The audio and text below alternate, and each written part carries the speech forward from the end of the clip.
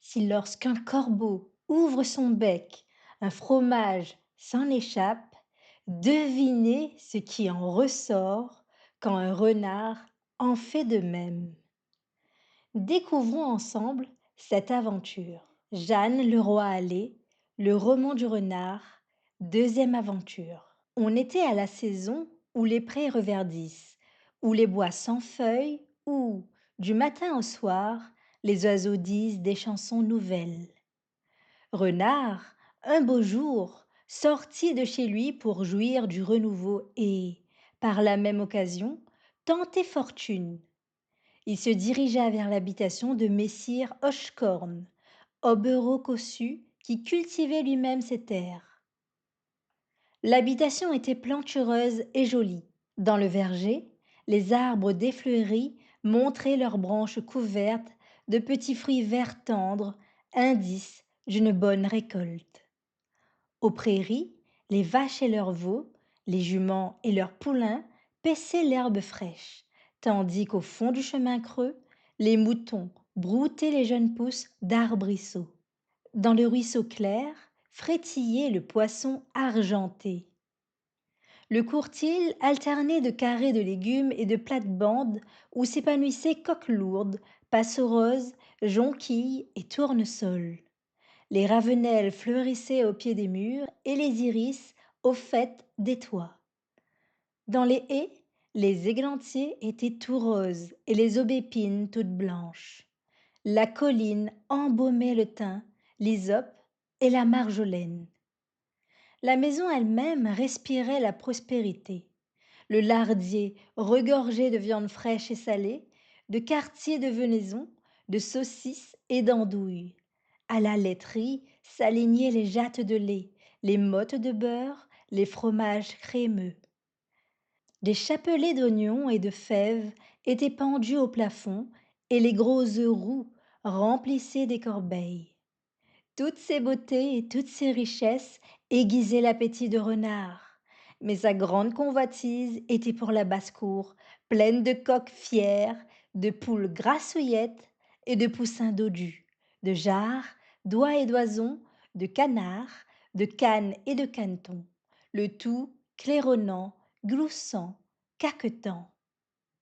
Renard se promettait bien de ne pas rentrer à Maupertuis sans une proie sérieuse. Justement, la minute semblait propice à la maraude. Le maître inspectait ses terres, la maîtresse priait au moutier, la servante était allée au bourg pour vendre des chapons, les valets se trouvaient occupés ici et là, tous loin de l'habitation. Il ne restait plus au logis qu'une vieille toute chenue, qui n'était plus bonne qu'à filer sa quenouille. La place était, autant dire, sans défense. Mais les palissades étaient faites de pieux longs, aigus et solides. Nul espoir d'en venir à bout. Les haies, serrées et pleines d'épines, n'auraient point livré passage à une souris. À la vérité, elles étaient assez basses et Renard les aurait bien franchies d'un bond, mais cette brusque entrée, en effrayant la poulaille, courait risque de donner l'éveil au voisinage.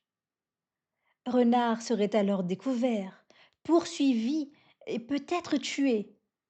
Piteux et morose, il se demandait comment tirer parti de l'aventure quand, à force de tourner autour de l'enclos, il aperçut dans la haie un trou qui servait à l'écoulement des eaux. Sans retard, il s'y glisse, non toutefois sans quelque dommage pour sa fourrure. Mais des poules, l'ayant aperçu, ont donné l'alarme, et toute la basse-cour de crier à tue-tête en voletant de tous côtés. Le grand coq doré, Chanteclair, qui somnolait sur une branche de sapin, s'éveille en sursaut et arrive le col tendu, les ailes basses, la plume hérissée. Casse demanda-t-il d'un ton paternellement fâché. Pourquoi courez-vous ainsi comme des folles? C'est, répond Pinte, la doyenne est la plus sage, c'est que nous avons eu bien peur. Et de quoi, je vous prie? D'une bête des bois que nous avons vue entrer au courtil. Pinte, ma commère, vous radotez, sauf le respect que je vous dois. Nos palissades sont trop solides et nos haies trop dru pour qu'aucune bête des bois y puisse entrer. Nous l'avons pourtant bien vue, et tenez, je la vois encore, là, dans les terres, tout près de l'Angélique. À son poil roux, ce doit être un goupil. Renard, se voyant découvert, résolut de changer de tactique. Il sortit des feuilles où il se tenait caché. Salut à vous, chante Claire. À l'aspect de renard, le coq se campa solidement sur ses ergots, tout prêt à la bataille. Pourquoi cette attitude guerrière, messire coq? Ne savez-vous pas que la paix générale est conclue et proclamée? Vous m'envoyez fort aise, fit Chanteclair, sans se départir de sa méfiance. Désormais, tous les animaux, depuis les lions jusqu'aux sauterelles, depuis les loups jusqu'aux agneaux, vivront en paix. Ce sera l'âge d'or. Je venais précisément vous en apporter la nouvelle de la part de Noble, notre puissant roi qui m'a, en même temps, chargé de vous saluer de sa part. Saluez donc, renard, et puis déguerpissez au plus vite. On n'est point séant animé de bonnes intentions à votre égard. Et si vous veniez à être découvert, je ne donnerai pas cher de votre peau. Je m'en vais, Chanteclair, fit Renard avec un air de feinte obéissance. Mais auparavant, me sera-t-il permis de vous adresser une requête? Dites, Renard, je voudrais vous entendre chanter, ne fût-ce que 2 ou 3 fois cocorico. Au bois, nous sommes privés de bonne musique. Les corneilles y sont plus nombreux que les coqs. Quant aux petits oiseaux, fauvettes, pinsons, rossignols, peu, je n'en fais point grand cas. Qu'est-ce que leur menu cuit au prix de votre belle voix de trompette? Si ce n'est que cela, fit Chanteclair avec une condescendance pleine de satisfaction, et il entonna son cocorico le plus sonore. C'est assez bien, fit Renard. Mais vous souvient-il de Chanteclin, votre père? C'est lui qui s'entendait à filer un son. Sa voix était si haute, si claire et si belle que chacun s'arrêtait pour le mieux écouter. Le coq, piqué au jeu, chanta un nouveau motif où il mit toute son application et toute sa science. C'est déjà mieux, fit Renard. Mais Chanteclin, ah, Chanteclin! Il me revient qu'il avait une méthode à lui que vous ne suivez pas. Quand il voulait charmer les alentours, il fermait les yeux bien serrés. Je l'ai vu 100 fois. Comment de ne voir goutte cela faisait-il chanter mon père plus fort et mieux? Je n'en sais rien. Toujours est-il qu'il le faisait et que cela lui réussissait à merveille. Pinte fit alors entendre un gloussement d'alarme. Fermez les yeux en face du traître. Chanteclair n'y pensait pas. Mais le dit Chanteclair était mordu par la vanité et rien d'autre n'existait plus pour lui. Fermant les yeux aussi fort qu'il pouvait, il commença de filer un son qu'il jugeait magnifique. Il ne le fila pas loin. Jugeant le moment opportun, Renard lui saute au col et, passant par le trou d'eau qui lui avait déjà servi, il l'emporte vers les bois. Les autres coqs, les poules, les oies, les canards se mettent à piailler de toute leur force, si bien que la vieille fileuse vient sur le seuil regarder ce qui se passe. Elle aperçoit Renard et, de sa voix tremblante et cassée, appelle au secours les hommes du voisinage. Ils arrivent et donnent la chasse au glouton, qui avec une fourche, qui avec une faucille, qui avec un hoyau, le meunier lâche après lui son dogue voisin et tous de crier Haro! Haro! Au goupil qui emporte un coq! Talonné par la peur, Renard franchit haie et fossé. Le voici à l'orée du bois. Il se croit sauvé. Déjà, il se réjouit à l'idée du bon repas qu'il va faire en compagnie de sa chère Hermeline et de leurs enfants.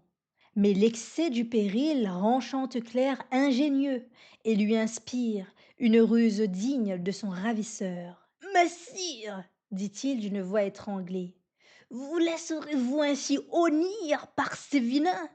Quand ils crieront encore, il emporte notre coq, Répondez-leur. Oui, je l'emporte à votre nez, à votre barbe. Vous verrez comme cela les fera taire. Il n'est sage, dit-on, qui parfois ne folleille. Renard l'éprouva pour son propre compte. Lui, si habile à tromper les autres, se trompa lui-même ce jour-là. Quand il entendit la voix du meunier, qu'il détestait plus particulièrement à cause de son dogue, il répondit, ainsi que Chanteclair le lui avait conseillé. Oui, je l'emporte à votre nez, à votre barbe. Le coq ne l'eût pas plutôt senti desserrer son étreinte qui s'échappe, perdant, il est vrai, quelque peine, mais enchanté d'avoir échappé au glouton. Il vole au plus haut d'un hêtre et, de là, nargue renard.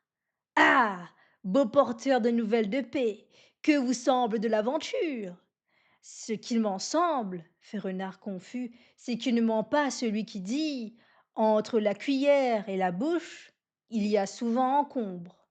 Et Marie, l'âme dolente et la panse vide, il file vers Maupertuis, pendant que Chanteclair, à grands coups d'aile, regagnait tout joyeux son enclos. Si l'on peut dire que Renard a pour lui l'art de parler, il n'est cependant pas le seul, et encore moins lorsque la survie le requiert. D'abord induit en erreur, notre cher Chanteclair a fini par y voir plus clair. Grâce à sa dernière intervention, l'erreur ne lui a pas été fatale. Alors, d'après vous, que pouvons-nous prendre de cette histoire? À cela, je suggère, en mauvaise posture, pensons cocorico plutôt qu'à la fin des haricots. Mais aussi, imaginez la tête de la doyenne lorsqu'elle vit un Chanteclair dégarni faire son retour. À ce souverain de la basse-cour, on pourrait lui souffler, comme matière d'avertissement, et plus encore lorsqu'il en va de la vie, mieux vaut tendre l'oreille à la poule que d'y laisser les plumes.